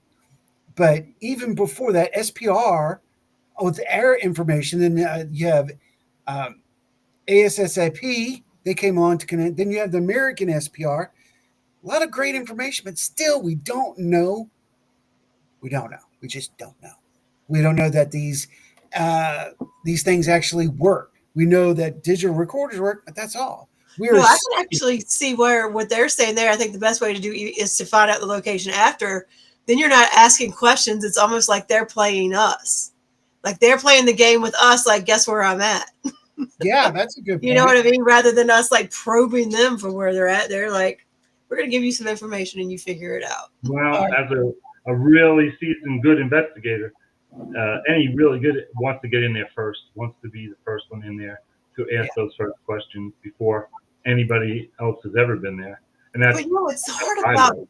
about that, Michael? Don't you feel like I feel it takes the spirits a while to wake up and want to talk to you? You've got to almost get a rapport with them sometimes. I feel a spirit. I've been doing this for so many years. A spirit can size you up in a matter of a minute. But this is true. You walk into a location and they know who's coming, and if they like you, it's, to me, it's vibe, it's passion, it's intent. Those are the things that they'll see right away, especially vibe. Vibration is important. So for me personally, they'll size you up in a minute. If you come in and you're professional and respectful and all that and kind, you're gonna get some really good things. If you come in like a jackass and you're bossy and you ask a lot of questions, me personally, I would say, I'm not talking to you. I'm not going to say a word to you. And I would sit there all night and laugh at you, and I wouldn't respond. So, and I've seen so many people do different things. So it's really, I'm in the service business for over 40 years. So I go into people's homes every day of the week, and I have to make total strangers feel comfortable. So I do the same thing with the paranormal. When I go into a location, I treat them the same way, and I get very good responses. So but everybody has to do their own thing. I don't tell anybody how to investigate, but I do what's best for me. So that's all that is. Good point. PSU, I'm going to ask that question just a second because that's interesting. Rhonda could tell you what me and Sean do together. And it's ironically, we were just talking about this, and she's like, there's something between you two, what we get.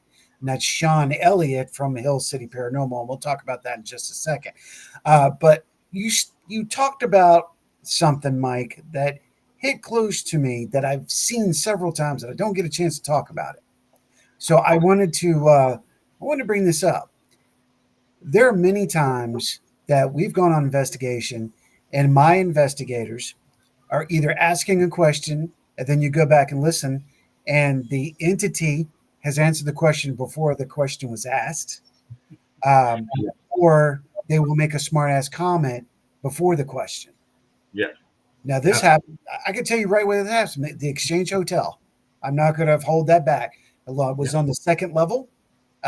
It was incredible. Before she even started reading, it answered her questions. And then as she was reading the plaque, it was giving information of that moment. Absolutely. That's powerful shit. And I believe that, and I've experienced it as well. And I think it's fascinating. And they do and can read what you're going to ask beforehand. Just because we're not getting it out. Look, it has to start in our brain that it's a thought, and then we have to use our motor skills to get it out of our mouth. Well, they're probably reading our brain right off the bat, and before we even get to say it. I think they know before we hit the car. Yeah, like we've Well, no, I mean, that goes along with anybody who is sensitive, who says they're picking up on things before they ever get to the location. Oh, yeah. Like I work with Danny Corley, who's an amazing investigator and a clairaudient. And so she hears things beforehand. And so, like, we'll ask questions like we were going to say, like, oh, what's your name? And before we even ask the question, you hear a voice go, Tom. So, like, wow, we didn't even ask that, but we didn't know at the time when we were recording. So we got the voice before we asked the question. So yes, you're spot on. And I think it's fascinating. It shows very intelligent spirit. That's what it shows. Now, that's the other thing. It makes me wonder if it's the spirit or if it's the spirits. Is there a conscious collective where they transfer and communicate to each other? or is it like one thing, like a Borg hive? I know it's weird. Come on, you guys, bear with me. Sci-fi, I'm using it. It's not weird. Maybe they're all connected in one, and that's what we see. The one creator. We're all connected in one. Well, I don't know what different recordings you have over the years, so I base a lot of my experiences on my recordings. And so I have gotten a lot of spirits where I know there's more than one there, and I'll ask them, hey, do you see this other spirit? And they'll say, no, I'm here by myself. And meanwhile, then the other spirit will say, I don't see anybody. And I'm like, meanwhile, they're in the same room, and I got two different recordings, and they didn't see each other. And then other times, like in Gettysburg, we do this David Stewart farm, which is very haunted. And I actually have a 30 to 40 second EVP recording of two spirits talking to me, and they're talking to each other at the same time because they're scared of me as I'm coming in the room. Mm-hmm. And so 30 seconds is a long time for an EVP. And it really is, but that's talking about me, and it's very interesting. Yeah, I absolutely agree. There's this conversation can keep going the rest of the night because now we hit a theory, and I'm like, woohoo! I get to play a little bit. However, I don't want to waste our time, but it is interesting to me because the other things that I have heard, and yes, I've heard plenty of some interesting stuff, even where two entities were flirting with an investigator and talking about it was a female. Now, how often do we hear this? Two females on my male investigator. How often do we hear this shit? So I'm just like, this is pretty cool. So I think about that. Now, here's the other point, because I just experienced something with Sean Elliott, Hill City Paranormal, my brother from another mother. We were at a location called the Sandusky House in Lynchburg, Virginia. And we had just seen an image completely pass through. And the reason I'm saying this is because PSU, we're going to talk about what you're just talking about right now, colors. But before we do that, this is something that I got to give props. Chris Mendez had captured something on his video that made me think. It did. And I love it when I can cross something that makes me think. There was an image in the right window and an image at the same time at the front door appearing through the side glass. Here's my possibilities. And Rhonda, I'm going to see what you think about this too, and then we're going to keep going. What is the possibility? Because we're here, that spirit's there. There are multiple spirits on multiple time periods in one location. Right. Oh, yeah. Oh, definitely. Yeah, definitely. And that's why they can interact with each other, because they're in a different time period or different plane altogether. Absolutely. I just did a huge antique store that has 6 different buildings that are all connected. And the original building was the original stagecoach for the town. And then over the years, different businesses came in, and one was a funeral parlor, one was a gas station, and all these buildings were connected. And so when we captured these different recordings, we definitely felt that they were from different eras. And so very interesting. So yeah, it totally supports what you're saying. And PSU, good point right there. Very good point. Like a restaurant. I totally agree. Well, you know, a lot of what you get on EVPs is chatter, what we call chatter. And it's almost like they're talking amongst themselves, but I've never really thought of maybe they're not talking amongst themselves. We're hearing different conversations of different time periods, especially in these locations. Because I mean, I hate to say that a lot of times, like, man, we're getting chatter, but we're not getting anything.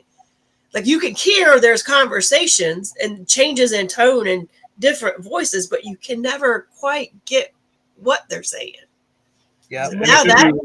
And that could be residual, versus intelligent, So, it's very interesting. And yeah, I would hate to get chatter, because that to me is like, it would drive me nuts, because I'm like, I'm not getting a response to my question. And I like intelligent responses. So 95% of what I have is intelligent. Maybe 5% is residual. Very, very rare do I get residual. You're late. What have you gotten when you've asked? You're late. The question we've been asking a lot, and I hear a lot of other investigators asking this question, But Mr. what have Henderson. you gotten when you've asked, what do we look like to them? Oh, Oh, that's interesting. I very rarely ask that. And that's a good question. Maybe I should ask it. I don't want to hear the response. They might say, "Oh, you're ugly as shit." But like, are we like a shadow, or can they see us? Can you see us clearly, or do we look like That is, I have not, believe it or not, after all I have not. really? And I think it's a great question. So I will have to borrow that and ask that.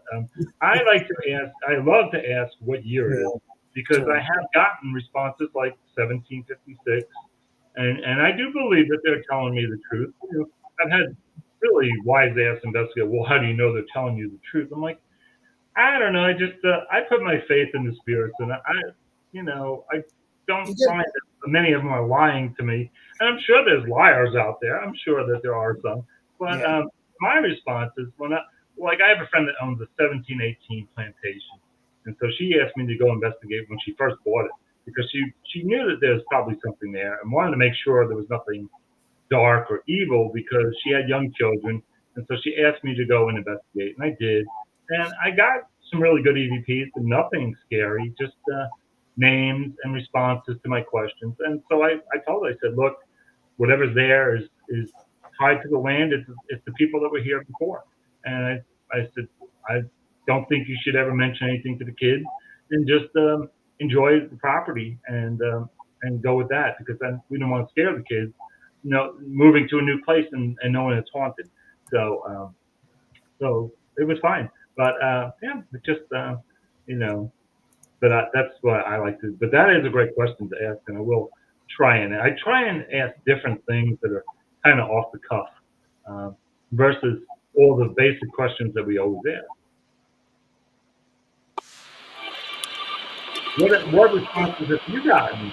Have you gotten any interesting responses to that question? Sometimes we've gotten things like, actually, no, to that we've not gotten anything direct. Like we've asked questions like, "Can you see us?" Like, and they'll answer yes. We were investigating in an old high school or old school. It actually housed all grades, and they said we heard on an EVP they're watching us. Mm-hmm. They're listening to us. Sure. Things like that, but we haven't gotten a real answer. I haven't gotten one, but I mean, that's something that we're starting to ask. Like, what do we look like to you? Can you see us clearly? Are we colors? What do we sound like? Yeah. Things like that. And that goes into the color question. Yeah, ask them what color your hair is. Right now, PSC. Things like that. I always, when I go into a location, I will change my name. One time I'll go in and say, "Hello, I'm Michael. What's your name?" And then next time I'll go in, I'll say, "Hi, I'm Mike. What's your name?" And I do get recordings back saying my name. And one time it's Michael, and the other time it's Mike. And then another time I'll go in and say, "Oh, my name is Marcus." I'll change my name altogether just to see if they say that name. And so I have gotten that. And so they are listening, and they are responding in real time. So, yeah, we've done some things. Like I've been on an investigation where I was actually just helping, like the location that my team does, like we're the host team for. There was some other investigators in there, and they asked us just to kind of go along with them. And so I was staying very, very quiet, and we were in an area, and they weren't getting any responses to anything.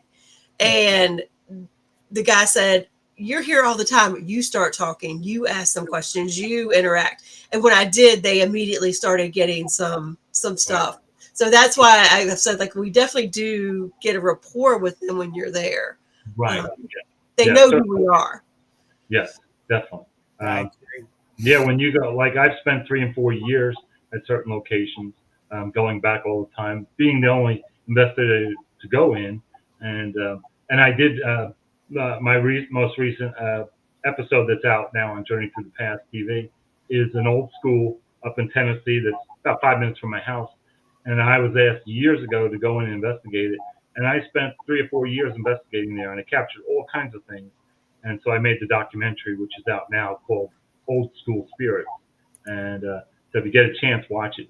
And tons of evidence, tons of names, tons of Yes. Look for So it. I have a question about that because we talk about residual energy a lot, and we know that's a lot of the same thing happening. But sometimes I wonder, how do you know if something's residual if you don't investigate there repeatedly for years and years and years and see if it's happening at the exact same time, at the exact same, like, do you feel like residual can happen at any point that residual energy can pull through where you can get something? Or does it have to be a certain time, space, event You know, for it to I happen? don't feel that residual is an Good actual. one. I don't believe it's a spirit. I believe it's something trapped in time, like on a cassette recorder and playing a loop over and over. So the way you can tell is if you ask a question and you just get and it's not even responding to your question, it's just either saying something or singing. You get a singing voice or a noise. It's not responding to your question, then most likely it's residual. And when it is responding to you in any way that somehow it fits to your question, I would say it's more intelligent. But like I said, I've been very lucky to get a lot of intelligence. So I think it's the way you phrase it. I think it's the way you ask questions, and you can have a lot of. That's why I think that these groups that have 5 and 6 people, it's too many people in a spot, and it's too many. Even if you're not asking questions, it's too many vibrations, too many people with their energy in a room at one time. And so maybe they feel overwhelmed, and maybe they're not going to answer you because of that, because they're scared. Most ghosts are scared. So, we're the intruder, we're the enemy, we're the scary person that's coming into their place. Mhm. So that's how I look at it. I like what This segues into you and Sean Howie yeah. about y'all's energy together if you're creating something. Can humans create their own voice? Is there a frequency that if two people come together, create or open something else? Yeah. That is actually, wow. That's going to get a little bit deeper than I was anticipating tonight, but I like that. I like that. I'm going to work on that this week. Well, I have done experiments because so many people always say, well, how do you know that you're not making the EVP with your energy or your mind? I've said that too. And so for years, when I trained the public, I had the public group that I would train people. We would do experiments where 10 of us would sit there and I'd say, okay, everybody put their recorders on the table. Every one of us are going to sit down and in our minds, not even say it out loud, we're going to say 3 times in a row, what is your name? What is your name? What is your name? And we would do it and say, okay, go. And we would do it for a few minutes. I said, think as hard as you can, saying it in your mind. And we never got one response or recording during that time. So that was us all trying to make an EVP, and we couldn't do it. So I think it's something to do with once we lose our bodies and it's just our spirit, that's when we have the energy that we can communicate onto digital recorders and maybe through our ears that we hear things versus our body. Maybe our body is a shield. And so I don't believe that we can create our own EVPs with a living body. I don't think so. That's intriguing. Yeah. It's a great subject. Oh, yes, it is, Mike. And will you be coming back? Come back.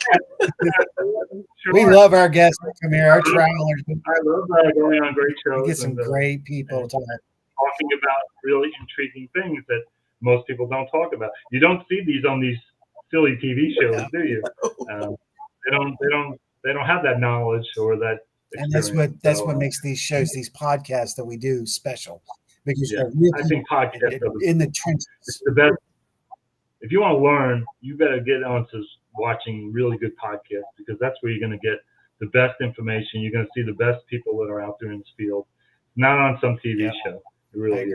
So, Let me get PSUs in here. Humans are multi-facted beings, so much to see and pick up on, and may not. Sometimes the ghost might consider it rude to look too closely. That is not a bad idea. Now, that's a good point because maybe it goes back to the other point too. It's like making them play like they're a circus act. Right. Getting them to jump. No. And good point. I mean, a lot of little things go a long way, like walking in a location and introducing yourself and everyone in the room with you. Right. Absolutely. Absolutely. Like I said, respect, passion, intent, and, and your vibration. Intent is huge. Yeah, you are the guest. You are the intruder in these homes. These people have been there 100 years or more, and different families because different spirits are from different times. And you come in bossy and being rude and all this and asking all these questions. So yeah, you're not gonna. I don't see a lot of people getting good evidence. Are we not the demons to them? If we come in Right. arguing and bitching and claiming, are we not being malicious, malevolent towards whatever beings there? Because maybe we are the ghost. Exactly. I always Yeah. exactly. We are the We are living the ghosts, and they are the past tense Yes. ghosts. PSU. But yeah, and you have to have respect.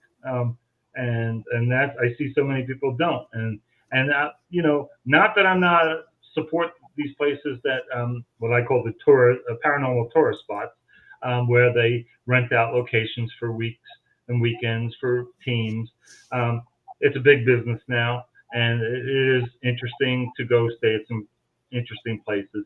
But I think if it's done right and with respect, like the Nickerson Sneed House. Have you been? No, not yet. I want to. Oh my God. It is the best. It is the best place. The energy, it kicked in all my years of doing this, I have never left a location where I was like drained or tired. This kicked all four of our asses for 4 days straight. We were wiped out. Our energy was gone.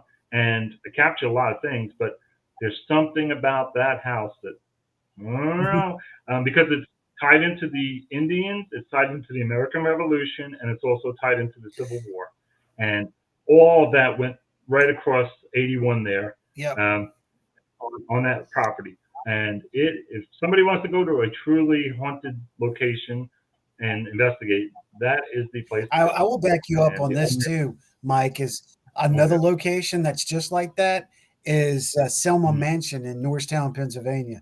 That's another location that's exactly like that. Yes, Has all three. Yeah, a lot of my PA friends and New Jersey friends go up there. Yeah. And I know they tries to raise money to help do renovations there as well.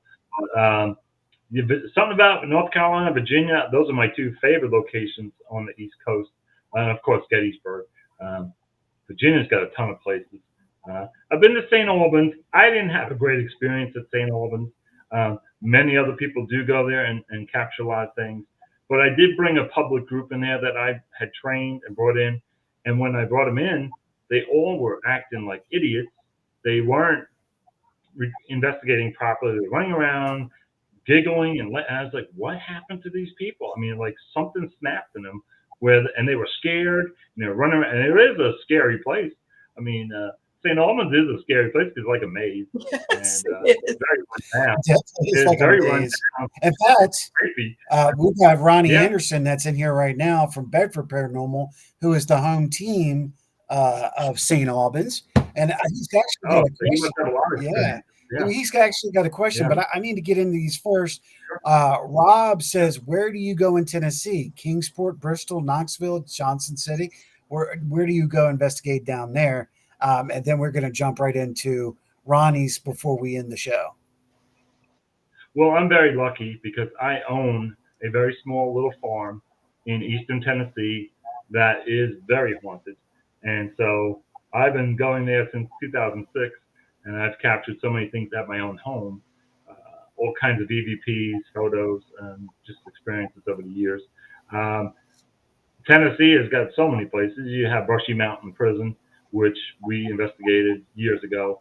Back then it was very active. I'm not sure how active it is now. Yeah, there's a lot of places to go, but I mostly stay at home on my own property there in Tennessee. So, but I'm only 20 minutes from the border of North Carolina, and Boone and Blowing Rock are very interesting haunted towns. So there's a lot going on. There you go. Ronnie, well put. I'm going to read. Ron, you want to read what Ronnie just said? Sure. You should never interrogate these spirits. I personally never ask about their death. What if they don't know they have passed? Treat them as They are still there, and we just want to learn about them. I agree with that. Yeah, I absolutely. agree with that. And Keith Van Allen is in the house. Traveler, old school traveler there. You want to read what he said there? Yeah, they can see and feel your thoughts. To me, a ghost will appear in quiet moments. The one I saw was that way. My old neighbor appeared to me. I would agree. Yeah. We were, I investigate Belgrove Plantation in Port Conway all the time. And I was literally sitting on the couch. It was the middle of the day. We were prepping for an event coming, and it was just kind of a down moment. And I literally heard a woman's voice say, "Listen." And I said to somebody, I was like, "Tasha, was that you? Did you just say listen?" She's like, "Huh?" I'm like, "Okay, it wasn't you." Because I was just sitting there not doing anything, and that came through. So I think it's in the quiet. It's when you're not paying attention. It's when you aren't When you prompting for things that they just come through. Howie and I had that playing a game in a location. Yep. Absolutely. Absolutely. That's the best way to investigate is to not investigate, to sit there and just sometimes we'll do our sessions and then we'll quit and then we'll have some conversation. So we do what we call white noise. And then a lot of times they'll chime into our conversation. So, and of course we're recording it at the same time. So, but when you least expect it, out of all of our experience, we get our best evidence, our best experiences when we least expect it. So that's to constantly work and try and get it. Sometimes you won't get a lot. So that's where balance comes in. Balance is so important in what we do as far as investigators. So ask questions, take a break, have some snacks, go to the bathroom, have a little conversation, go back to asking questions, break it up. We're going to close chat out tonight with this, and I just a valid point because we don't talk about enough. We don't talk this about clearly enough, but I'm going to bring it up. Tell them if you don't calm down, maybe one of these spooks will find you so entertaining they will follow you home. It sounds funny. It sounds funny. But I have never left a location that I didn't ask them to please stay where they're at. I enjoy talking to you. I'll come back and visit. Please don't come home with me. Right. I know people that have had attachments, hitchhikers. I've had one myself. So I've had it. I've had them come home to my home. I've had it where it was not good, and I was doing a mansion, and came home, and my wife is a nurse, and so she works at hospital third shift.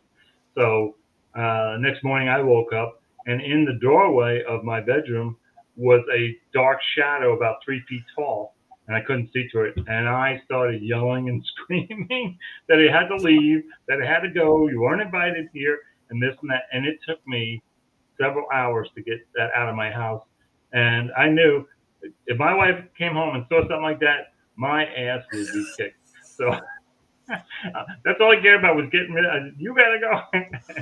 So I have had 2 experiences like that. But then again, I own a haunted farm as well, so they're welcome to do whatever they want. It's their property, right. So I don't. What do I care if they're there first? Yeah.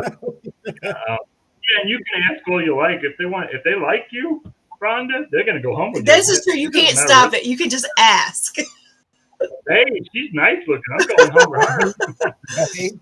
No, we've actually had one mess with our GPS, get in the car, mess with their GPS, send us down the wrong road. All of a sudden, we're like, why is it? We know we're supposed to go in one direction. Why is it sending us in this direction? We're going. And all of a sudden, it stops, tells us to do a U-turn, and we're right by a cemetery. And we're like, so clearly you want us to pull in and drop you off. Yeah.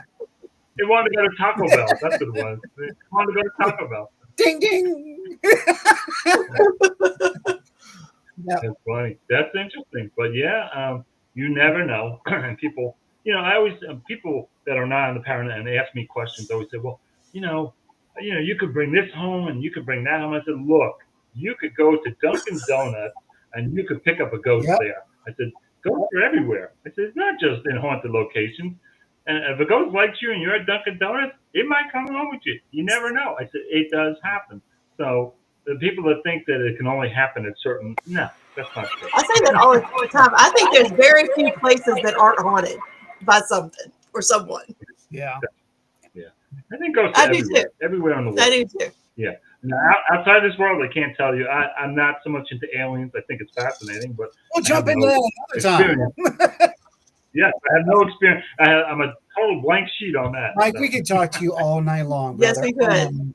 But we have to close that up. Likewise, Where likewise. can people find you? Let's let them know your channels, where they can reach you before we close this amazing Halloween. Sure. Well, if you'd like to see all the work I've done recently in the last few years, my different documentaries and small projects, Journey Through the Past TV on YouTube. You can find me there. You can also find me on Facebook, Michael LaChaina on Facebook, and also the Heritage Hunter Society, which is a page on Facebook as well. There you go. And travelers and those like, remember, we're going into the Halloween season. Of course, All Hallows Eve is there, depending on your view and your points. That's okay. Remember to look out for the children. Look out for everybody else and pay attention to around you. Really pay attention around you right now.